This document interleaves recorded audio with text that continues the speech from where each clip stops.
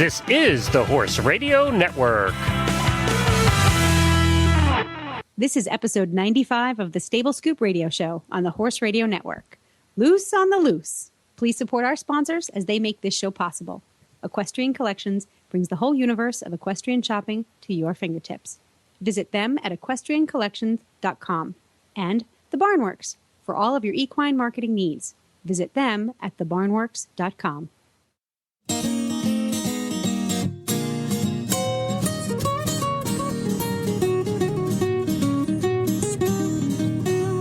Welcome to the Stable Scoop, with weekly shows delivered right to you. With Helena and Glenn the Geek, live from the stable, it's every week. They bring you the news through hail or high water, while using their tails as their own fly swatters. So sit on down and laugh till you poop, cause it's time again for the Stable Scoop. The Stable Scoop. The Stable Scoop. The Stable Scoop. This is Glenn the Geek. And this is Helena B. And you're listening to the Stable Scoop Radio Show on the Horse Radio Network. What a week for the Horse Radio Network, Helena. You have been a busy bee. I'll tell you what, I'm trying to get the rest of my work done. Now, most of my weekend and beginning of the week was taken up with that para-webathon that we did live on Tuesday night. Which was a huge success. Oh, well, thank you so much for calling in and donating. Did you see I gave you a shout-out? Yes, I did. Thank you. That was our first video event. We did a live 2-hour telethon to raise money for the para-equestrian team that was going to the World Equestrian Games this year. And it was a huge success. Yes, it was. And it was so well done. So well done. I'm really proud of you. I have to thank Alltech for that, too. They had like 8 people there working the technical side of that event. And 3 different cameras, and they had everything all set up, the lights and everything, and then we just had to put on the show. And it was just so much fun to do. And we raised over $10,000. Wow. In 2 hours? In 2 hours. There were times we had 4 phone lines, which we thought, there were no way we're going to fill 4 phone lines at any one time. Right. And there were many times that the 4 phone lines were full, that people were getting busy signals. You said when you called in, you got a busy signal. I did. The first time I called, I got a busy signal, and then I got a text message from your wife. Oh, really? Have you called in yet? Like, I am on the other line calling in, of course. Well, and Uncle Jimmy called in. Uncle Jimmy, one of our favorites. Yeah, Uncle Jimmy called in and made a donation. There were just so many people. And the thing that surprised me, too, is how many people were donating large amounts, $100, $200, $500.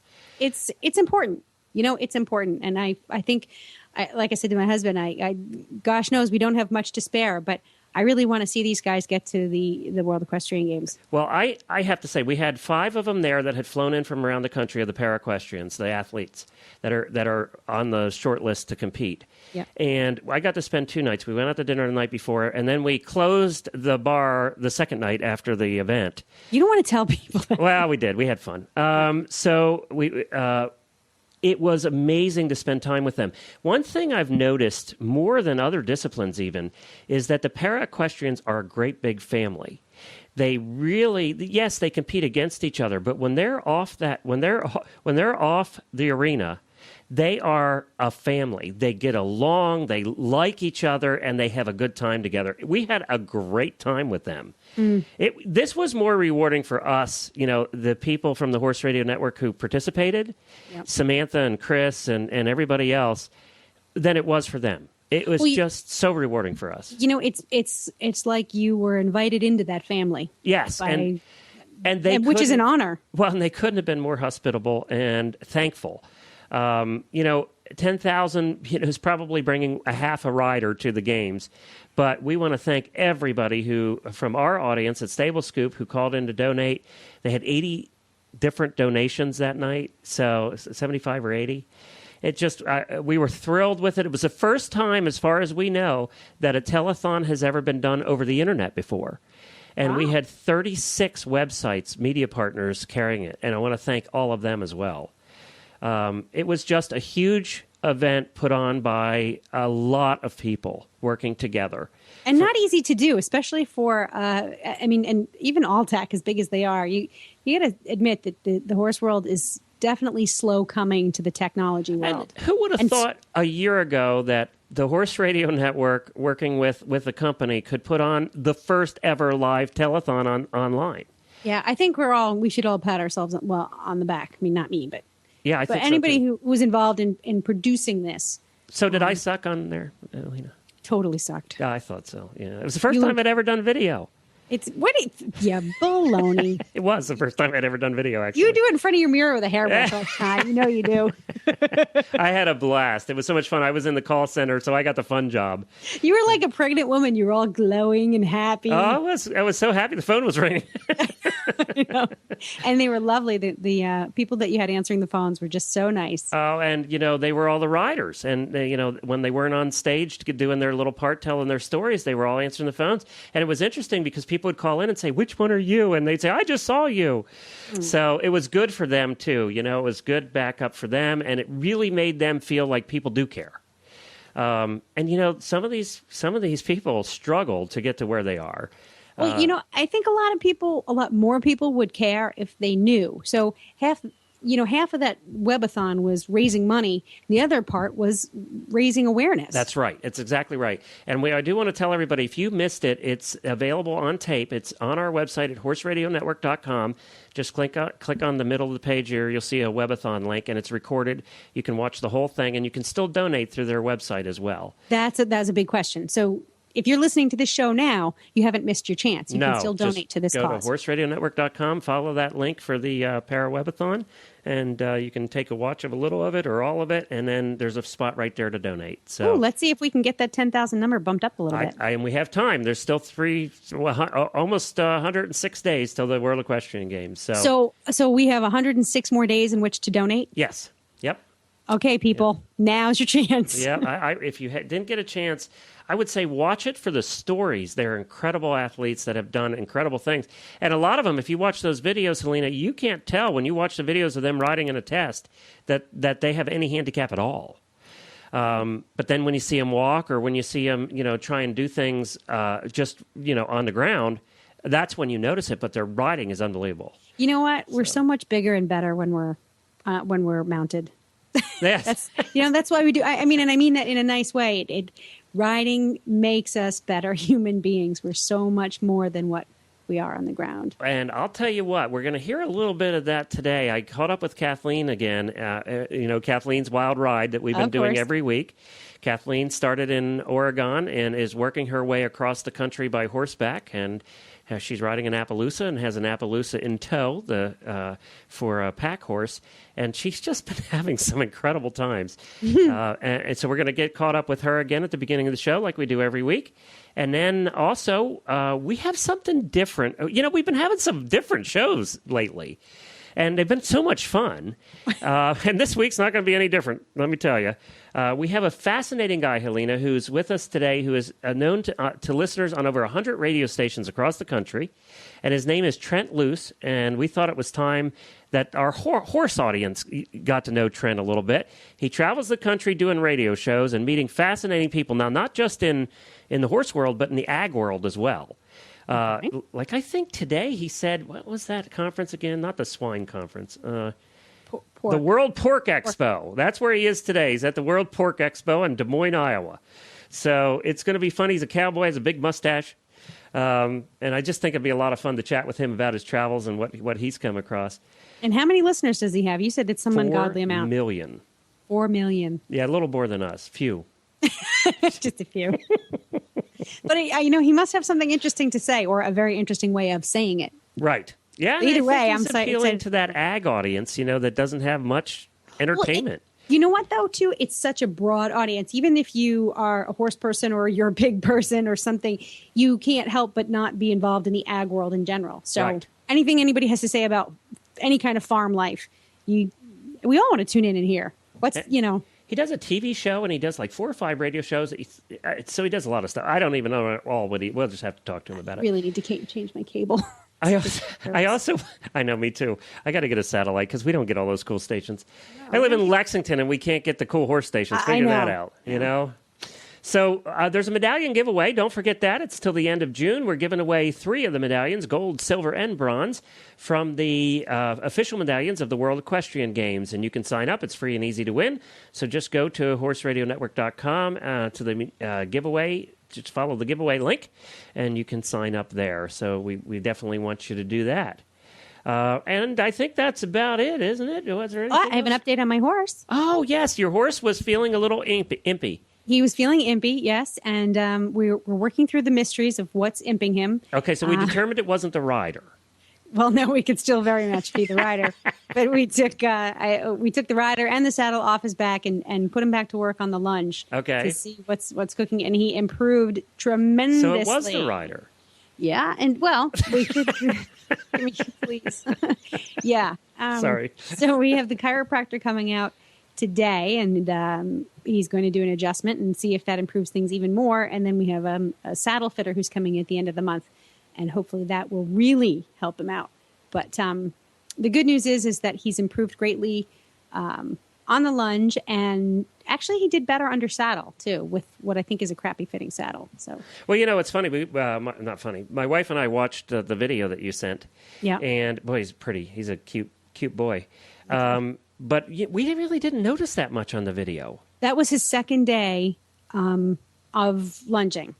So because it really wasn't, it wasn't something that was huge. No, it was huge. The last week it was huge. He was all wonky and definitely off. I got off him that day, gave him a day's rest.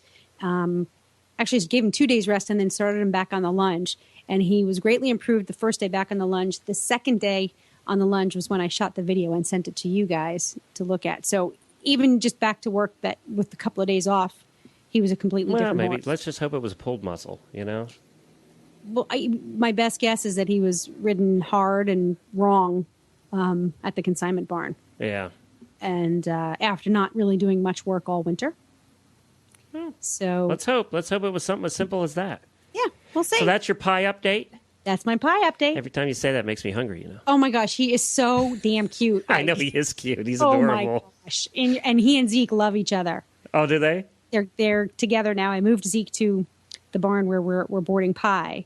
And they're together. They put them out. Their stalls are next to each other, and they're all lovey-dovey. The minute Zeke walked in, and Pie is like, "Hi, who are you?" He is adorable. He fits you. He does. You're both adorable. He does. And I have to say, he got yesterday when I was lunging him. He was, or the day before, I don't know. Anyway, he's working on getting stronger and building that muscle in the back, and he was nice and warmed up, and he hit this sweet spot where he was really feeling good. He was balanced. He was warmed up, and then he went all Arab on me, and his head came up the way those hunter jumper riders can't stand. Anyway, his head came up, his tail flagged in the air, and suddenly he was floating around me on the lunge, and it was awesome. I never thought that I would appreciate that way of going in a horse. But he was so comfortable, and it was so natural for him to carry himself that way. I was dying that I was on the ground. I wanted to be on his back, But it just goes to show you that you think you know something that you like or don't like about horses until you're actually submersed in it, and then you realize that you can appreciate just about everything they have to offer. So it's not all saddlebred in that combination, is it? He got the best of both breeds. He really did. Yeah, he really, really did. He doesn't have the high stepping knee action that you get in the saddlebreds, and he doesn't seem to be a hot-headed Arab. He's as smart. I think he has the intellect, if you can say that horses have intellect. He's the intellect of an Arab. And I think the kindness and gentleness of the saddlebreds. And I don't know. He's just fabulous. Well, you're just going to have to, another year here, you'll be out doing endurance rides of 100 miles. Not kidding. Yeah. Well, Kathleen will tell you a little bit about what happens to your butt next when you do long rides every day. I was going to say, we got to hear it from somebody who's been there. So we'll be back with Kathleen's Wild Ride Update right after this word from Equestrian Collections. We're excited to announce this week that Equestrian Collections has a new coupon code for listeners of the Horse Radio Network. As you know by now, if you need anything for your horse, the barn, or you, the place to find it is Equestrian Collections. They have a whole universe of equestrian shopping at your fingertips at a price you can afford. And now you can get $10 off your next order of $120 or more by using the coupon code 10DISCOUNT at checkout. That's the numbers 10, followed by the word discount at checkout to get these fantastic savings. All of us at the Horse Radio Network would ask you to stop by equestriancollections.com the next time you need anything horsey and give them a shot. That's equestriancollections.com. Well, this is Helena and Glenn back with you now on the Stable Scoop Radio Show, episode number 95. And we are here. It is time for Kathleen's Wild Ride update. So let's see how far Kathleen went and what kind of cool people she met along the way. Well, hi, Kathleen. How are you making out? I'm doing pretty good, Glenn. How are you doing? Good. Now tell me where you are so I can find you on the map. Okay, I am in a little tiny town called Brogan, Oregon. It's how do you spell that one? Brogan. Oh, just like it sounds, huh? Yep, and it's about 22 miles from Vail, Oregon. So you got through the national forest, it looked like. Oh, yeah, all three of them. Yeah. Now, you've had quite a week. Oh, yeah. It's been a little entertaining at times. I was reading your blog post, and it's like, how can you do that much in a week? First of all, let's start with the important stuff. Helena always picks on me about this, but you've had some bacon cheeseburgers along the way. Oh, yes, I have. And I have to say that Emma in Spray still has the best bacon cheeseburger I have had so far on my trip. All right, so she's still winning the contest here. She is still the reigning queen. Now, you've spent some nice nights, according to your blog, which is at you might think I'm crazy.blogspot.com, that you've had met some amazing people and actually slept in a bed or two. Oh, yeah, I have. It's been really nice. I mean, last night I stayed in somebody's travel trailer. The night before that, I slept in someone's spare room. And the night before that, somebody actually let me have a hotel room. Oh, wow. You've been partying it up there, girl. I have, yeah. Did you actually sleep under the stars any night last week? No, I haven't slept out. Didn't need that sleeping bag after all. So you also had to, from what I read, your horses needed a shoe job, huh? Oh, yeah, they were getting and it looks like they're going to go between 3 and 4 weeks for every new set of shoes has to be done. Well, now, when we talked last, they were not getting along very well, and you were hoping that would improve. Has that improved at all? Well, it has, and it hasn't. They're being a little bit more tolerant of each other, but it still does not like her very much. And yesterday, she actually bit her on top of the head. Not real hard. I didn't break the skin or anything, but it was kind of mean and a little funny. So who's picking on who? Is Mama picking on the baby or baby picking on Mama? Oh, no. Mama's picking on the baby. Mama rules the roost. Yeah. So she's in charge, huh? Well, she's in charge of those two. She keeps trying to think she's in charge of me, but then she remembers that, no, I'm in charge. And we should clarify for everybody that has not been listening in that you're riding Mama and Baby is the pack horse. Yes, I'm riding Mama, Baby's the pack horse. Okay. And we say Baby, she's a couple years old, right? Yeah, she's 4. Yeah. So tell us, what was the highlight of your week? But it was when I met Jody Foss. She has called ahead and talked to people to have me stay with them. Well, all those people have just grabbed that ball and ran with it, and they have been calling ahead too.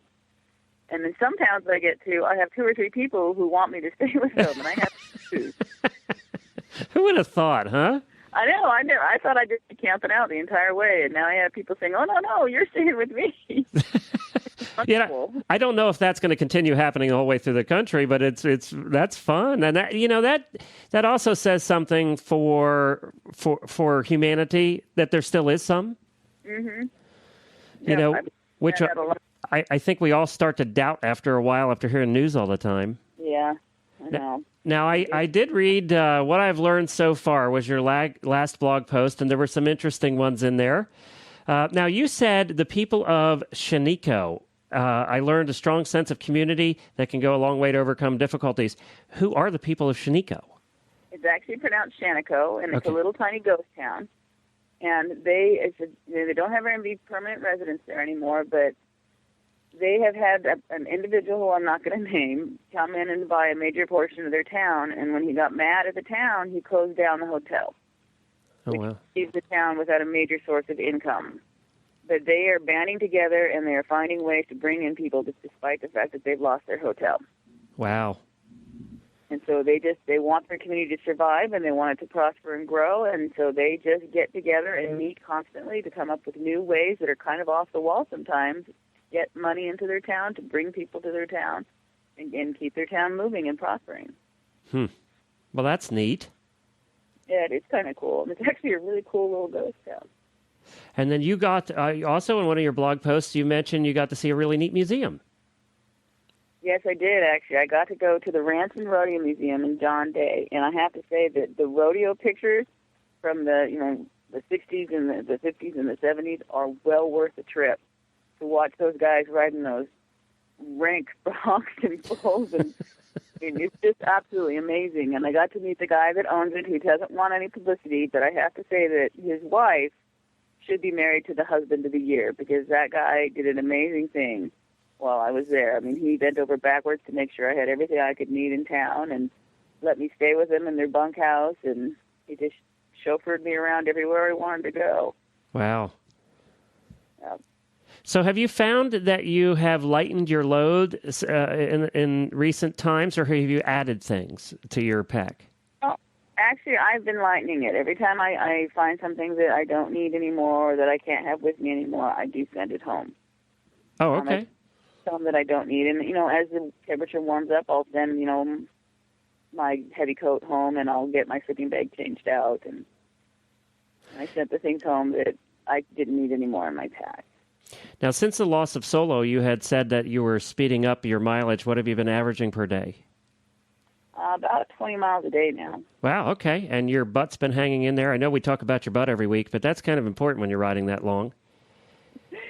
Yes, and it's been doing okay. I've been having to get off and walk a mile or two every 8 or so miles, which is actually good for me because, I haven't made any secret of the fact that I'm trying to lose weight on this trip, despite the bacon cheeseburgers. I was going to say, despite the bacon cheeseburgers and the French toast, from what I read. Oh, the French toast at the Austin House was fantastic. It's the best French toast I've had on this trip. You could write a whole book on the food of the trip. I was thinking about that last night. I was also thinking about the fact that everybody that I'm staying with over the last week keeps keeping me up to like 10 and 11 and midnight. Not letting you get your beauty rest here. Don't they know you've just ridden 20 miles?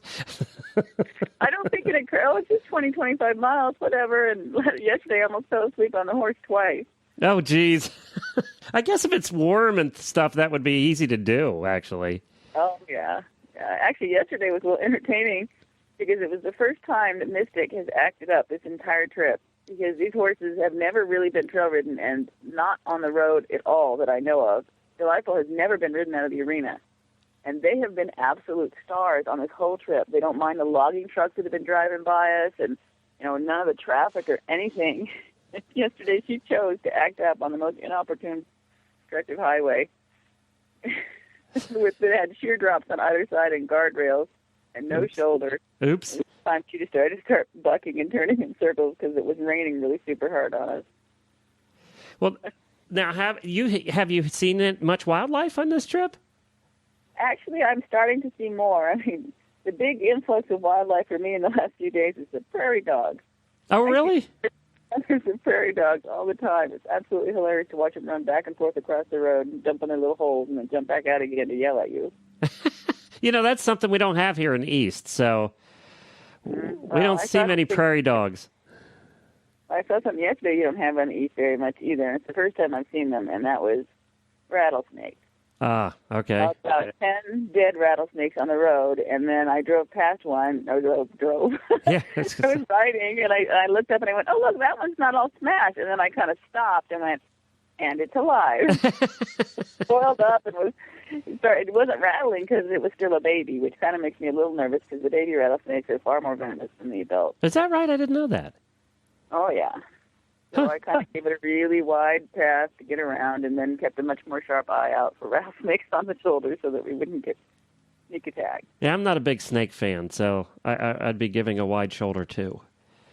Well, I don't mind snakes so much, but I have no desire to have my horses get bit by a snake because that's just not a good thing.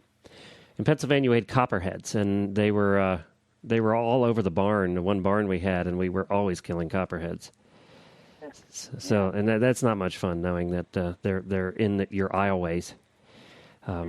So yeah, well, it sounds like you're still plugging along and still making your way, and having a little more comfort than you thought you would have. Yeah, it's absolutely amazing. I actually don't smell all that bad at all. Well, and I was amazed when you said you were in Central Time now. You're Mountain Time. Yeah, I crossed at a Mountain Time day before yesterday. That's kind of like a milestone. Now, should you be in Idaho soon? I will be in Idaho tomorrow afternoon, I think. Okay, so you counting off the states here? Do you have a map? You're just Xing them out as you go? Actually, I don't have a full United States map. I just pick up the map of the state that I'm going into next right before I get there. Okay, and is your dad still helping you out? No, he's not. I switched to going off of the state maps and following the scenic highways and the byways, and so he doesn't really have a lot of stuff to map for those. Okay.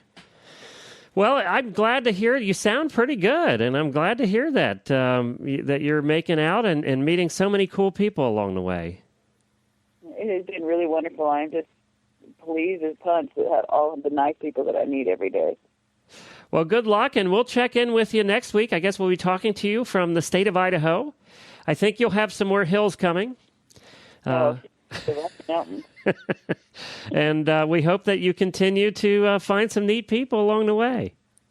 Oh, I hope so, too. I'm pretty positive that I will for quite a ways in this trip.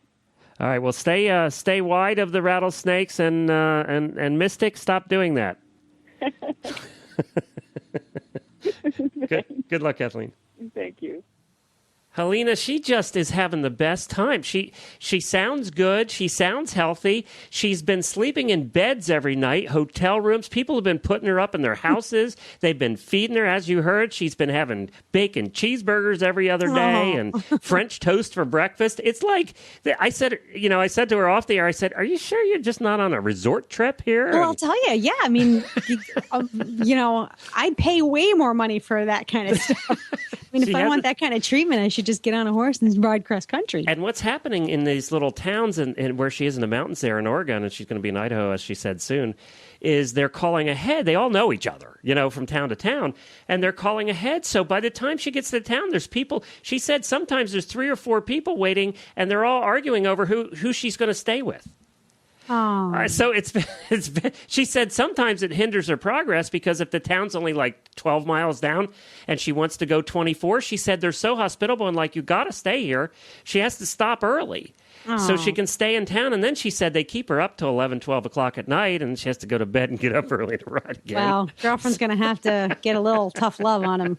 She's just having a great time. I think it's going to be October by the time she... Well, she did say that this is going to take a little longer than she thought. So does she have forgive me if I missed this point, does she have an expected arrival date? She was hoping to do it in 3 months. Now she's thinking it might be 4 or 5. So October's not far off. Then, we're going to go meet her, actually. We're going to get a little party of people here from Kentucky, and when she hits it, Ohio, we're gonna head up and meet her when she comes into Ohio. Okay. So we're gonna try and do a get together there. I told her I'd buy her a hotel room and a shower, and a bacon cheeseburger. And a bacon. Can you buy me one too? Okay.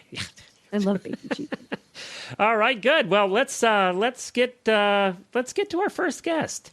Yes, Mr. Loos on the Loose. All right, I'm introducing this guy, but I have to tell you that Glenn found him and decided he'd be a great guest for the show, and I have to agree with Glenn. Trent Loos travels the country doing a number of radio shows for the agricultural world, including one called Trails and Tales, among many others. He's sort of the Charles Kuralt of the ag world. There's a reference for those of you that are over 40. Remember Charles Kuralt used to have the show called America, where he was in a big bus and had America all over it, and he traveled the country just talking to cool, regular, average people. Yeah, I vaguely remember that. Yeah, you youngster. Although I'm over 40. Shh, don't tell me. So anyway, Trent. The cool thing about Trent is, and I can't believe I've never heard of him, but his shows are heard on over 100 different radio stations across the country, and he has, as we mentioned before, more than 4 million listeners. That's crazy. Yeah, that's and crazy. it must mean that he's really good at what he does. So I'm very excited to have him on. Again, his name is Trent Loos. So let's get him on. Welcome, Mr. Loos, or may I call you Trent? Oh, please call me Trent. My dad's not here today. Okay, we'll call you Trent then. So forgive me because, I live in Rhode Island and I really don't get out much and I am not exposed to the agricultural world the way I should. So I have really no idea how you got started as a broadcaster or in what you do. And so if you could just give me the Reader's Digest version of your background and then what it is you do today, that would be great. You want, Glenn, are you sure you want the Reader's Digest version, or should I give you the Twitter version and do it in 140 characters? No, let's go with Reader's Digest. It's our own show. We can take as much time as we want. I am proudly a sixth generation United States farmer/rancher, if there's a difference. And we ranch in central Nebraska, my wife and I. We have 3 daughters, 200 beef cows, 200 meat goats, 50 horses, which is a blend of donkeys, draft horses, quarter horses, mules, Holy cow. and about 12 sows. You were impressed by my mules? Yes, and your horses. I'm impressed with the 3 girls, which is probably more work than all your animals put together. You got that right. You obviously have girls, too. Oh, wait, you are one. Yeah. A and B, yes, I have one, so I know. But a few years ago, actually about 11 years ago now, there was an individual who came to West River, South Dakota, where we were ranching at the time, and talked about why we no longer need animal agriculture in this country, and I am passionate about animal agriculture and really the opportunity to raise those girls in conjunction with animal agriculture. So I got really upset when he said some things that were not correct, and I said, I could be one of those people that continually complains about what people don't know, or I could do something about it. And 1 week later, I walked into a gentleman's radio studio in Spearfish, South Dakota. His name is Jim Thompson. He's been in the radio business for 30 years. He's been a rodeo announcer for 30 years. I said, hi, my name is Trent Loos, sixth generation United States farmer, and I want my own radio show. He looked at me, and actually he laughed, and he said, you and every other American. And I sat down, and he said, you're serious? I said, sir, I'm not leaving until we get a deal. That was in May of 2000, and long story short, about 3 months later, we began producing a radio program together. 6 months later, I began producing Loose Tales, which today is a 3.5-minute look at the people and places in rural America that truly make it what it is. And it is broadcast on radio stations in 19 states on about 100 radio stations. I do 5 other radio programs every day. I write 2 columns each week and have a TV show that's on Dish Network, Channel 9411, each weekend, Central Time, 8:30, Saturday and Sunday morning. So, Glenda, the moral of the story, be careful what you ask for, Glena. Be careful what you ask for. Well, you have done a terrific job in the ag world, and I did not realize when we had you come on that you had so many horses of your own. Neither does my wife. So now, do you do riding and roping and all of that? Have you ever been in the rodeo side of things, or was it mostly pleasure? No. No on both accounts.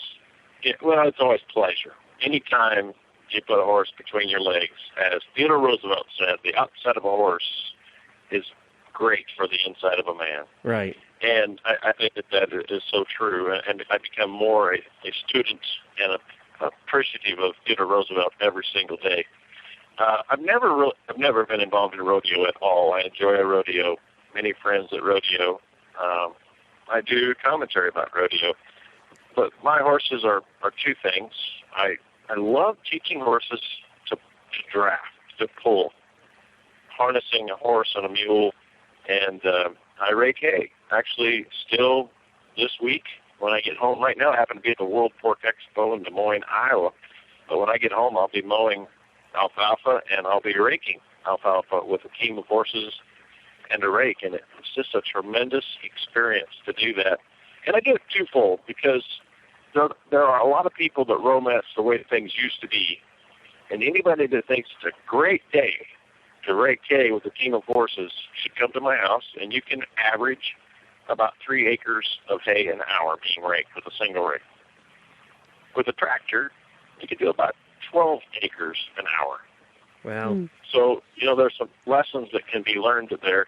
But horses on my place are pretty much, they're obviously pleasure, but they're ranch horses. We do all of our cattle work horseback, do not own a four-wheeler, and it's just a great day to be riding a horse, working with your cattle on your place, and enjoying Mother Nature. And you choose to live that way. And then that's the nice thing is that it's not, I mean, personally, I don't have a longing for the way things used to be because, like you said, it's tough.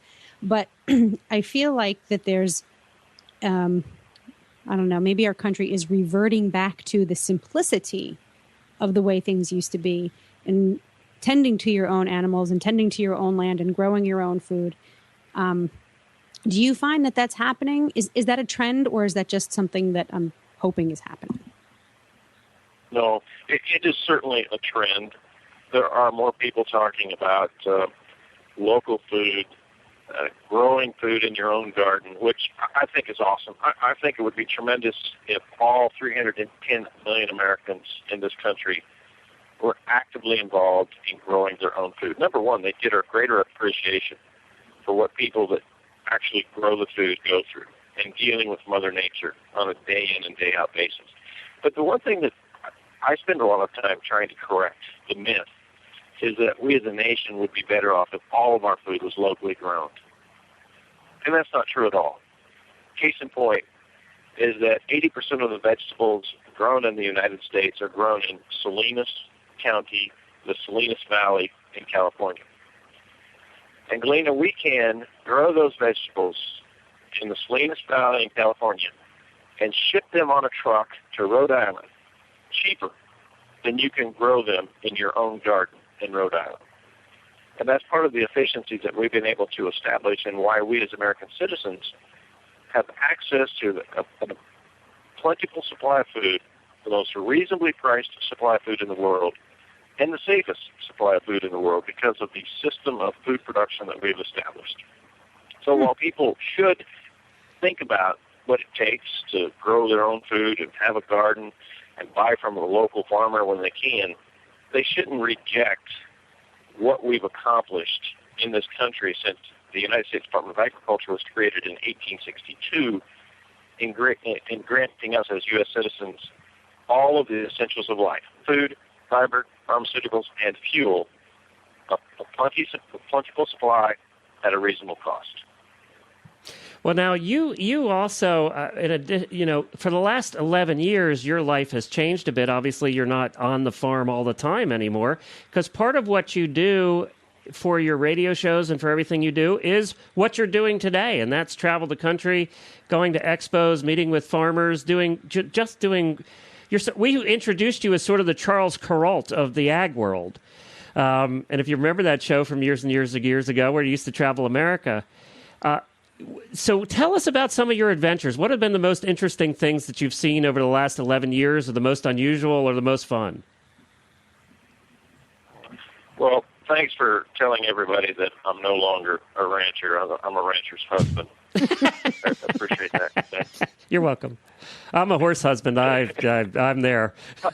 I'm just going to let you guys keep spinning this web. I won't tell your wife about the show, okay? Glenna's wife or my wife? Your wife. I'm just trying to keep up. I'm trying to stay on top of things. That's tough to do with Helene and I sometimes. Oh, Galena, we got to meet. This is too much fun, even though we're thousands of miles away. What's the best thing that ever came from Rhode Island? Well, the Rhode Island Red chickens. Oh, yeah. That's true. Yeah. We used to own Rhode Island Reds, actually. Yeah. We got the Narragansett Pacer, which is unfortunately no longer, but quite. The horses' genes are all over the place. So we've got two things. And red clam chowder. No, that's New York. I know, but we used to eat it in Rhode Island at Rocky Point, Rhode Island. Used to have the best red clam chowder. So there you go. There's my contribution about Rhode Island. Well, okay, I have to go back to I the love serious Rhode thing because, Glenn, I have to be serious for a second. Okay. Or 12. I want to go back to this point about when the whole goal, the whole motivation behind you creating this non-rancher life and going out and doing the talk show, doing your radio shows and public speaking. You're trying to inform and educate people. Are they listening? Or are they hearing you? Or, you're sort of embedded in the ag world, but is it the ag world that needs to hear your message, or is it everybody else? And is everybody else listening? Are they hearing you?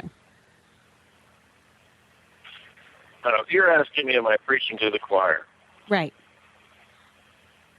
Yes, I spend 70% of my time preaching to the choir, and I do that because the choir needs to sing louder and more often. Okay. I, as an individual, a renegade rancher from Nebraska, am going to touch only so many people each year. The USDA says that there are 2 million people in the United States involved in agriculture. If just 10%, 200,000 people in agriculture, would all take a little bit of information that they can acquire through my outlets or any other outlet about who, where, and how actually produce food in this country, and each one of them sing louder and more often, then it begins to resonate. Now, the other 30%, this is a fun project that you two should join me at this fall. Have either one of you ever been to the Cow Palace? No. That pregnant pause in radio means no, Trent, we really haven't. No, that's true. We really haven't. No, but I'm waiting with bated breath to find out if I want to go. So bring it on. What do we got? That is the funniest thing. I do an hour-long talk show every morning, and this morning we talked about bated breath for nearly the entire hour. And you bring it up here, it's a bated breath day. I don't know why. Helena spends a lot of time in that state. I do. But you know what? I was The just state of bated breath? Yes. I was just I went on a little foot adventure this morning looking for trail access, and I ran into a herd of cows that I don't know. I just was. We didn't know each other. We knew nothing about one another, and so now I'm interested in more about cows. So that's why my breath is bated. The cow is the most amazing creature God ever created for us. And I'm glad you bring it up, because the Cow Palace is a building that was built just outside of San Francisco. It's kind of in the metro San Francisco area, right by the San Francisco airport, in 1941. And it was a very controversial place to be built in 41 because people were saying, we just came out of the Depression, times are tough, war is looming, and you're building a palace for cows. Well, if you're from the west side of the Rocky Mountains and you've grown up in agricultural circles, horse circles, or even just living, period, the Cow Palace touched your life in some way. The premier Western livestock events, horse shows, cattle shows, pig shows, has taken place at the Cow Palace since 1941. It did take a break during World War II. The Rolling Stones, the Beatles, all of those groups have performed at the Cow Palace. And it's a place that has touched so many lives. I don't know how many people I've met from California, Oregon, Washington, who said, I met my wife at the Cow Palace. You know, I met her at the time, and they got married. So it's touched so many lives, and it really has not been what it was used to be, because there's so many other things people can do. They called me this past year, and they said, Trent, we want to get the pizzazz back into the Cow Palace. Do you have any ideas? I said, I got some ideas. So I found a way to create a contest so that businesses in San Francisco can brag about how they use a cow in their everyday life. Because people talk about ribeyes, people talk about hamburger, and all of these things, which are tremendous cow products. But did you guys know that every single tire made in the United States contains stearic acid? No. Stearic acid comes from a cow. Did you know that all women's cosmetics, makeup, things like this that are applied for the purposes of enhancing the physical attributes of a female, and far too many males in San Francisco, comes from a cow? I did know that. Did you know that ball bearings all contain a component that comes from a cow? Did you know that a saddle and the footballs that are used by the NFL come from a cow. Did you know that 104 pharmaceuticals used in medicine today come from a cow? My point is, China. I can go down the list of things that we use in our everyday life that came from a cow. I've got businesses in San Francisco that are excited about promoting the cow, the Western culture, the cowboy, the horse, and we are going to have an event called the Grand National at the Cow Palace October 21st through the 24th to celebrate the successes that we have had as American citizens. That's really what it's about. It is that we need to look at the positive things that we've been able to accomplish as American citizens through blood, sweat, and tears since this country was created 234 years ago. Hey, Trent, does that event have a website yet? You can go to the Cow Palace and look at Grand National, or just I'm sure there is. I know there's a Facebook page also for the Cow Palace and the Grand National. Search either one, and you'll be able to find them. Okay, cool. Cowpalace.com. Go All there. Right, there we go. And that's October, you said, right? October 21 through the 24th. I think that we should, I don't know that you'll ever have me on, but I think the three of us should be together, and then I'll put you on my radio shows from the Cow Palace this fall. I like any excuse to go to California myself. You don't need to talk too hard about that. And it's fortunately it's after the World Equestrian Games, and of course one of your sponsors is Alltech, and we do the World Equestrian Games radio show. So, are you coming in for the games? Oh, absolutely. In fact, as I said that, I thought, well, that'll be just like a month after we've already done a show together. I'm talking about my shows, because I'm going to put you guys on my show. I'm going to be walking around with a microphone at the WEG. Yeah, well, you know what? We're doing a daily wrap-up show every night here from the World Equestrian Games. We're going to have to get you to join us one night. Oh, absolutely. I will. But you have to bring a 12-pack. Yeah, we do the radio show, so we're actually doing 18 daily shows, wrap-up shows, and we're being carried by one of the TV networks, and we're doing it at the International Equestrian Festival in front of an audience every night. Downtown Lexington, so that's going to be a lot of fun. And we interview and know most of the competitors, so a lot of them will be joining us each night. So it's just going to be a good time. Yeah, but you have to bring booze if you want to be on the show. That's So if you want to be a special guest, booze? you have to bring beer, wine, something, good cigars, a cow. Oh, what if I bring Pierce Lyons of vintage whiskey, the first batch out of the barrel? I think he will take it. I think I will drink whiskey because I don't like whiskey, but that sounds like it's really good.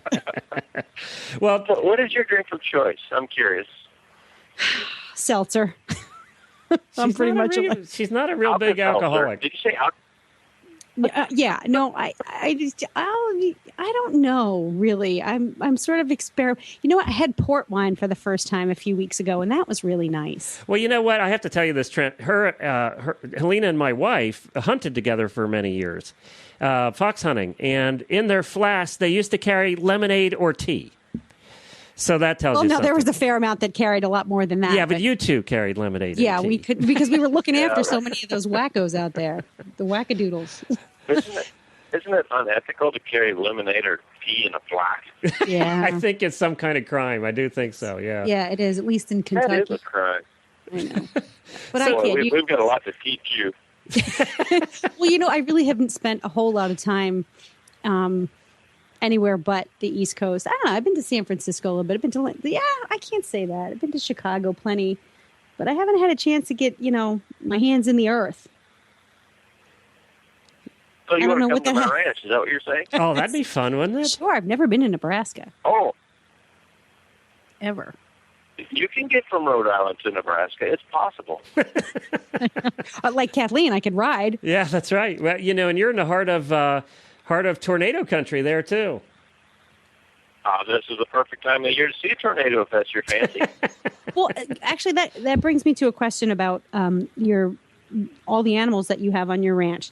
Do you have help taking care of them? And what do they all have jobs? Are they food animals? How does that work? I married well, so consequently we don't have to hire anyone to take care of the animals. Kelly does a tremendous job.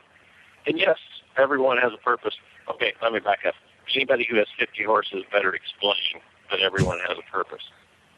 I think that I am a horse trainer, but the problem with me training horses is you have to be there to do it. It's really hard to do that virtually through a computer game. Yeah, we've all tried it. It doesn't work so well. So every time I'm home for 3 or 4 days straight, I try to start a new one, and then I'll screw up and say, well, maybe I should start that paint mule today, which was like a 3-week project instead of a 3-day project. But I truly enjoy that. And in all sincerity, I think that you will be able to relate to this as any horse lover should. I spend 200 nights a year on the road. I have spoken in 27 states since January 1 this year, plus 12 times in the state of California. I love dealing with people, working with people, learning from people. But there is a real therapeutic value, possibly just mental therapy that I need. You go home, put a horse or a mule in a round pen, and communicate with them. Only a person that's done that can actually relate to what I just said, that it is a tremendous necessity that I be able to go home and do that. I think everybody listening to this show can relate to that. It's a necessity. It's like breathing. And you do miss Absolutely. it when you're away like you are so much. You miss that. And, it's something that you don't, there's no other outlet for that. If you're a horse person, there's no other outlet for that. I don't care what you do. But too, it's when you're so busy the way you are, and you've got your fingers in so many different pies, and you are working so hard to please so many different people, you tend to lose track of who you are. And this is true for me. You disconnect from who you are. When you do get inside that round pen, it's just you and, in your case, your mule. You have no place to go but to yourself. It's that animal doesn't care who else works with you, what your deadlines are, who you're trying to please. They just want to know what you have to say to them. So you, like I said, you have no choice but to go within yourself and share that with the animal you're in this round pen with. And the result is cathartic. Yeah. Every time. I think we've come full circle, and in our conversation, I started talking about Theodore Roosevelt, and many people, by the way, since have claimed that the saying that outside of a horse is good for the inside of a man. But Theodore Roosevelt grew up as an aristocrat in New York, as so many New Englanders are. But he went to the Badlands. I was hoping that you knew I was joking there, but that's okay. He went to the Badlands of North Dakota, and he said many times he would have never been president of the United States had it not been hit for his time spent ranching in western North Dakota. And he also said in 1908, which I think is very relevant today, and it's what keeps every horse enthusiast and every person in agriculture truly grounded. Theodore Roosevelt in 1908 said, the greatest problem facing our nation is urbanization. 1908 is before we had cars, before we had paved roads, before we had sewers, before we had so many things today that we absolutely take for granted. And here was a man 100 years ago that understood that urbanization was a mindset, not something that we do to the land. And that when people cannot go into the wilderness, shoot, harvest, respectfully harvest, and process that resource, i.e. an animal, into food, that nation is vulnerable to losing its way. And the real value, you talk to people that work in cubicles all day, sitting on a computer, and they can't wait to go to the stable if they're in upstate New York or they're in Nebraska and get back in touch with something that's real, and that's communicating with that horse or that animal, and that keeps you grounded and that keeps you in touch with what's really important in life. Well, I'll tell you what, Trent, we're going to have to end on that. I can't think of a better conversation to end on, actually. We could go on like this all day because we're as curious as you are. And I am jealous, by the way, because I think you getting to travel maybe not, I probably wouldn't want to be out 200 nights a year, but you getting to travel like that is just so neat. I'm envious of your getting to travel and meet so many cool people across the country, because I think that's the other thing that we're following somebody. I'll tell you about this off the air, but we're following somebody by the name of Kathleen who started a ride across America, and she's riding her horse across America. And the thing that has surprised her, and she has found in her first month, is it's not the scenery, it's not her time, her time on the horse necessarily that has surprised her. It's the people, the unbelievably charitable people that she has met in every town. And I think that's something that she's finding and helping us to understand that still exists out there. It's just the press doesn't talk about it. The media doesn't talk about it. But it's still out there. We're still Americans, and we still act like Americans should act. And she's finding that in her travels. And I think you've probably found that too. Absolutely. One final story that's directly related to that. I've got a friend that lives in North Carolina. His name is Bernie Harberts. He had a mule and a wagon, and this was like a sea vessel with wheels. He pulled it from Canada to Mexico, and the sea vessel's purpose was so he had a place at night to sleep. 2.5 years from Canada to Mexico, he never slept in it one night. Wow. Because people open their doors every day. And that's exactly what she's finding. She brought her tent. She was planning on sleeping out under the stars every night, and she hasn't been camping one night yet. Yeah, it is about the people. Yep, it is. And I know that's probably the most fascinating part for you as well, and also getting to tell your story. Well, I hope that we've gotten your story out a little bit, and the people will go check out your website, which can be found at Loos, Loos, Tales, TALES.com, loostales.com, and you can find all of your shows and things over there. Was there any other website you wanted to throw out here? An additional website, Faces of Ag, A-G, facesofag.com. All right, we'll put both of those links in our show notes at stablescoop.com as well. Well, thank you, Trent, and we're looking forward to being on your show, too. We'll talk a little horse over there. Absolutely, any day. And by the way, I'm a mule enthusiast because they're only half an ass. I know Selena didn't make comment on that one. I'm going to come with my covered wagon. I've got a 1908 Newton chuck wagon. I'm going to bring my team out there, and I'm just going to put you in that chuck wagon, Glenn, and haul you back to Nebraska. All right, Trent. Well, we thank you for being on, and we'll talk to you again soon. Thanks, guys. I really appreciate it. Okay. What a great guy. What a great broadcaster. And a smart guy who really is out there. He started this doing it for a very noble cause. Yeah. He did, and I think he's really achieving what he set out to achieve. I mean, he didn't go out there for fame and fortune, He went out there to preach a message, and, and a message really of that's so important to the whole United States, not just the flyover country, Right, the flyover country. Yeah, right. I mean, I just liked him a lot, and it looks like now he wants us to come over and talk horses on his show. So, that's going to be tough. I know. I don't think we can talk horses. So. I don't know that I want to do that. Ranch, Nebraska, all those critters. He has like 200 goats. Oh, like when he was saying how many animals he had, I was drooling. All those swine. Goats are so much trouble, too. I don't know how you contain 200 goats, to be honest with you. But they make you so happy. They're funny. They are funny. They are funny. Now, he has the meat goats, too. Have you ever seen those? They are fat. They're these fat-bellied goats. They look funny. They are really funny looking. And you eat goat meat? Yep, that's right. Yep. All right. You know what? I'm a carnivore. I get it. I get it. I'm learning to, Well, if I lived in a teepee and hunted off of horseback, I think I'd have a much easier time eating goats. I grew up in a very sheltered, contemporary world. Have you ever done goats or frog legs? I have not eaten them, but my husband's prepared them. Oh, you haven't tried them? They really do taste like chicken. No, I will not. I would. I've eaten rabbit, and that sort of tastes like rabbit. It's a little gamey, but I really can't get the idea of when you taste the difference between chicken and rabbit. You taste that gaminess. You can't get the idea that it's a rabbit out of your head, and that makes it worse. But frogs, I mean, you're not emotionally attached to frogs, so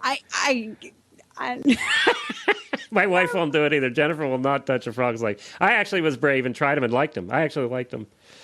I know. I mean, if it didn't look like a frog's leg, then I could probably eat it. You know, if it looked like a chicken wing or something, if it was prepared that way. I can't. No, I couldn't.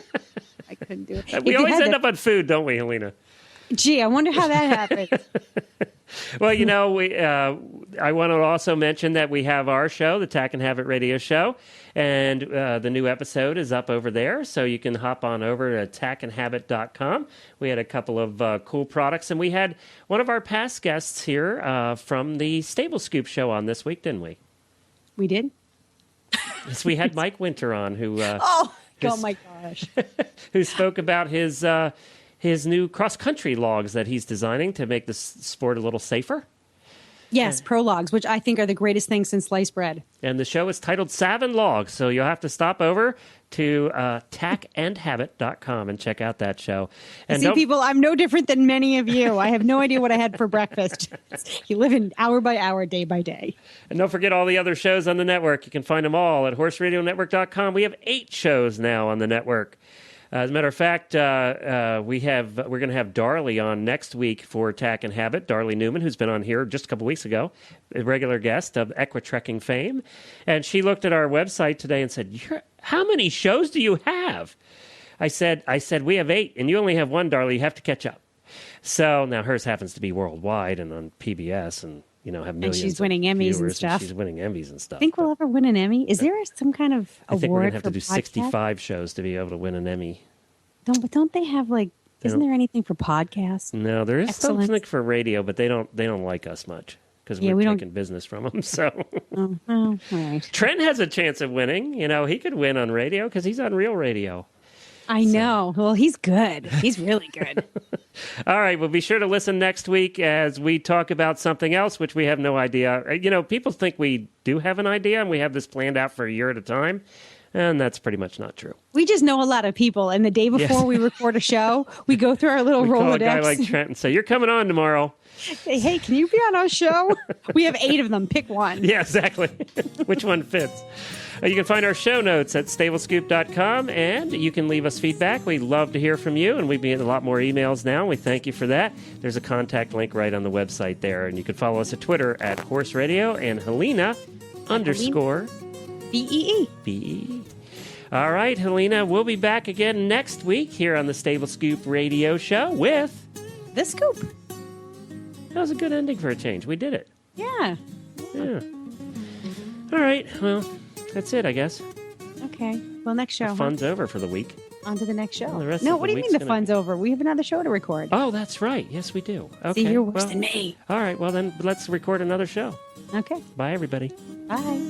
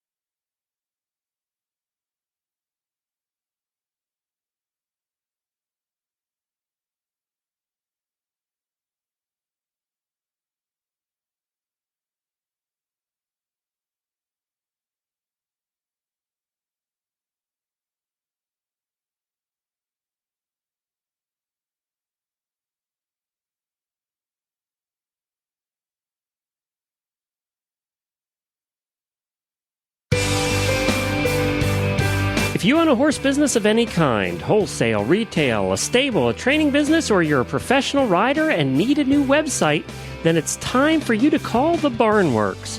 The Barnworks will update that website of yours into the 21st century. You know, websites need updated every 2 to 3 years. How long has it been since you did yours? Speak to the Barnworks before you commit to anyone else. That is thebarnworks.com for all your website development needs.